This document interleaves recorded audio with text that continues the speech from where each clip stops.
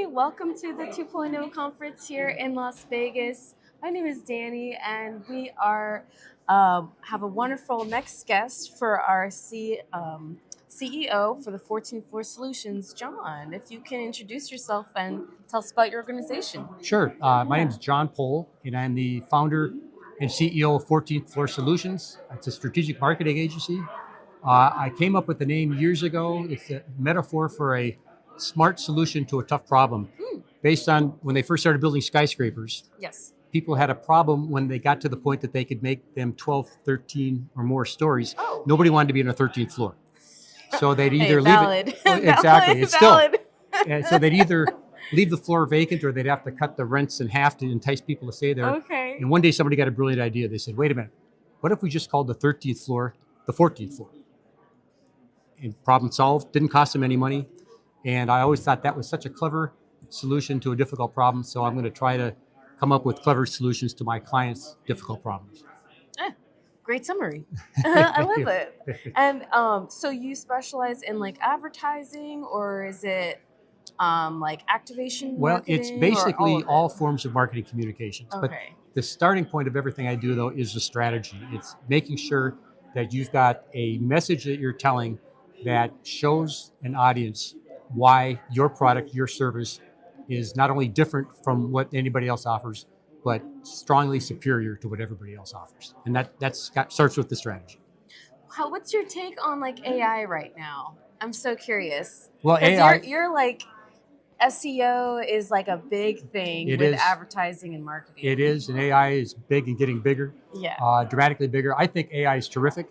One of the things that I feel good about is that the one thing AI isn't good at is being clever. And a big part of what I try to do with my marketing Is being to be clever. clever. I love it. But I use AI every day in As just a about everything I tool. do as a tool, Tool. and it helps me be better at what I'm doing. Perfect. Oh, I love that. Yeah, how do you say? You're using the tools to help facilitate better strategy for your customers. Yeah, and to also get better background information that will allow me to ultimately come up with a strong story, a strong angle to get people's attention and to make them appreciate just what is so special about whatever it is I'm marketing. Perfect. Oh, great. And so what would any advice you would give to people, someone trying to go into your footsteps? Because you've been in advertising for how long? A long time, over 40 years. Whoa. Yeah, and Oh, so you've seen a big change. yeah. Although they did have television when I first started off. Oh my That wasn't Oh my developed after I started my career. But my advice to anybody in Yeah. any Yes. career that they were Yes. pursuing, whether it's marketing or whatever it might be, Yes. is to be passionate. Find something you're passionate about. My passion happens to be to find ways to make sure that companies that have brilliant products get the outstanding results that they deserve. Because all too often, even great products fail, and that should never happen. So I love doing that. And as I said, I've been in business for over 40 years. I have never once in those 40 years woken up on a Monday morning and said, damn, I got to go to work today. Not one time. And that's a nice thing to be able to say. So if you can Yes. find something that after 40 plus years, you're still excited to go do, I think that's the best way to And ensure it you're going to have a happy changes. career. It changes so much. Like the industry changes, Oh, yeah. clients Yeah, change, yep. projects change. So it's never really like the same thing. No, and every that's day, that's you know? great. Although not everybody Yeah. likes change, That's but true. I think to be successful, again, not just in marketing, in anything, you have to embrace change and have fun with it. And don't look at it as a pain. Yes. Look at it as something that's going to let you be better today at something than you were yesterday. So Perfect. it keeps things interesting. Conference-wise, you received an award for the CXO honoree. How did you feel about receiving the recognition with all of your experience in the industry? Well, I felt very flattered, Yes. very humbled at the same time, because as I thought about True. it, whatever accomplishments I've been able to have over the course of my career, I couldn't have had without my clients. Yes. They're the ones that have done the heavy lifting of developing breakthrough technologies, breakthrough innovations. My job then is to help them tell the story to make sure that their target audience appreciates just how special those products, those technologies, Absolutely. those innovations are. Communicating. Yep. Communicating the value. Yeah, and that's a ball that gets dropped way too often. Communicating the Yeah, value. yeah.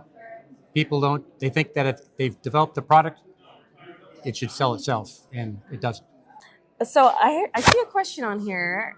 Why is the failure rate for new products and new companies is so high? Well, yeah. and it's crazy high.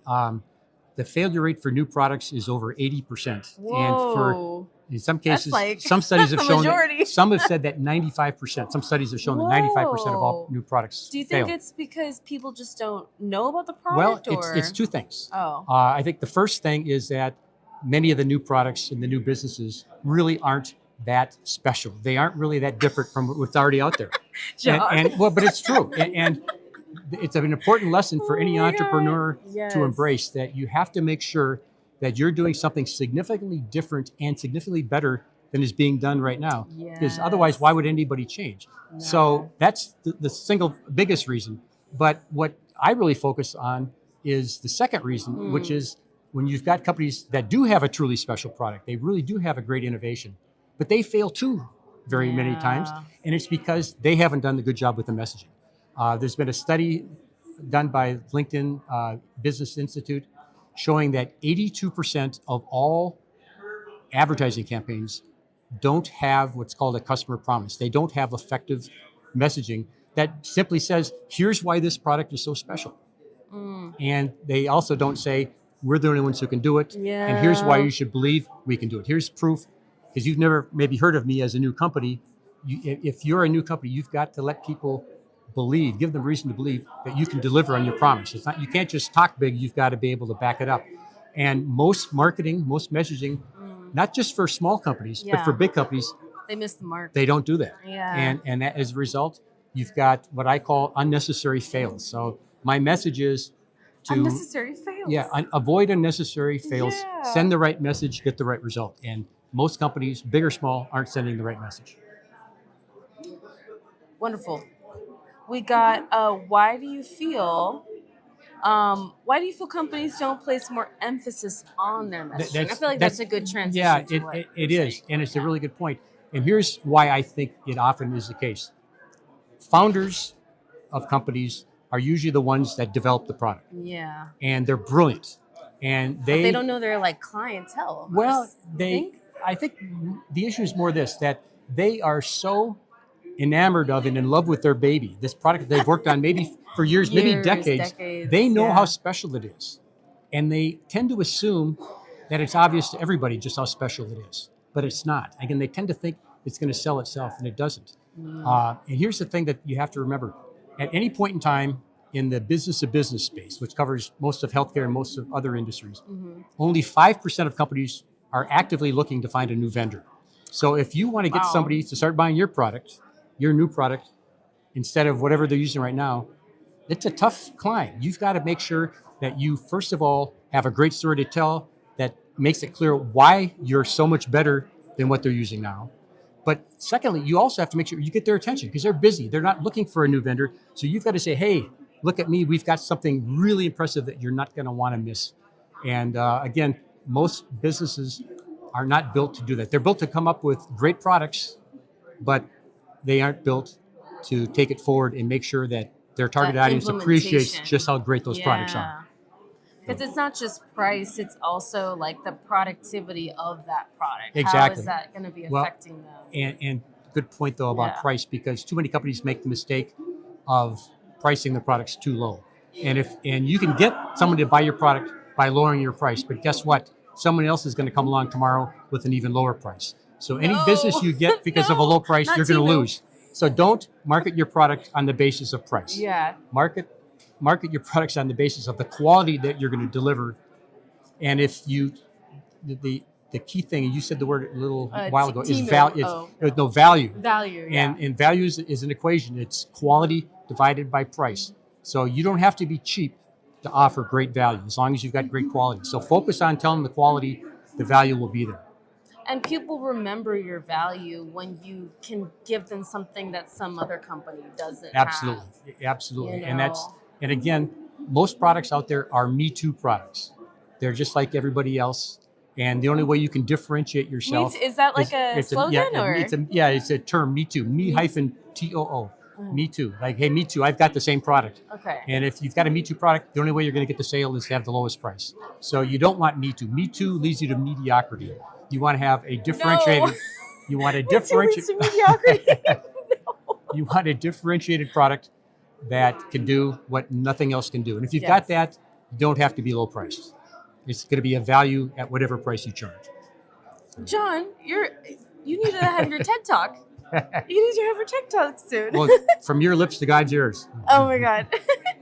So, John, how can people reach you? What's the best way to get in contact? How do they set up a consultation call? Any number of ways. You know? I'm on LinkedIn, of course, JOHNPOHL. I've got a couple of websites. My company is 14th Floor Solutions, so it's 14thfloorsolutions.com. And I've got a speaker website. I'm a public speaker, and that's just John Pohl, JOHNPOL.com. Perfect. Excuse me. It's JOHNPOHL.com. POHL. Perfect. I'm pretty sure that's how it's spelled. Thank you so much, John. Thank you, Danny. Wonderful. It's great. Nice meeting you. Nice meeting you. Enjoy the rest of your conference. Thanks. Thank you.